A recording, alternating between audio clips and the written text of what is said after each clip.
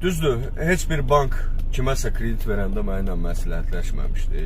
Heç kim də kredit götürəndə mənimlə məsləhətləşməmişdi. Mən də bu mövzuda heç vaxt video çəkib paylaşmamışdım. Amma artıq mənə gələn zənglər, müraciətlər, şikayətlərdən görsənən oldu ki, banklar, bəzi bank olmayan kredit təşkilatları, eləcə də kollektor şirkətlər, hansı ki, bəzi bankların, bəzi kredit təşkilatlarının borclarını yığmaqla məşğuldurlar, bilməyənlər üçün deyirəm.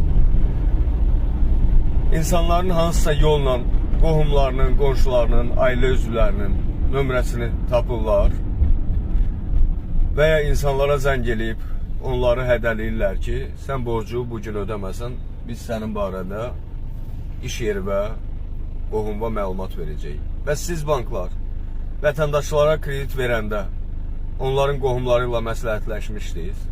Qohumlar razılıq vermişdi ki, siz o adamları tapa bilməsəniz, o adamlar borcunu ödəməsə, siz onları zəng eləyəsiniz, narahat eləyəsiniz. Burada bir neçə qanun pozuntusu var. Biri odur ki, sizə zamin olmayan, öz əmlakin həmin borca görə girov qoymayan şəxsləri narahat edirsiniz. Bundan əlavə, kredit götürən şəxsin şəxsi məlumatlarını, bank sirlərini yayırsınız. Hansı ki, bu hətta cinayət məsuliyyəti yaradır. Ona görə də əgər sizi də bank bu cür hədələyirsə, sizi də bank bu cür kredit borcunuzu yaymaqla iş yerimizə, qohumlarımıza yayacağı ilə bağlı şantaj edirsə, səsini yazıb birbaşa prokurorluğa müraciət eləmək lazım. Eyni zamanda sizə də qohumun, qonşunun borcu ilə bağlı zəng gəlib sizi narahat edirlərsə, siz də o gələn zənglərlə bağlı sübut toplayıb birbaşa prokurorluğa məlumat verməlisiniz.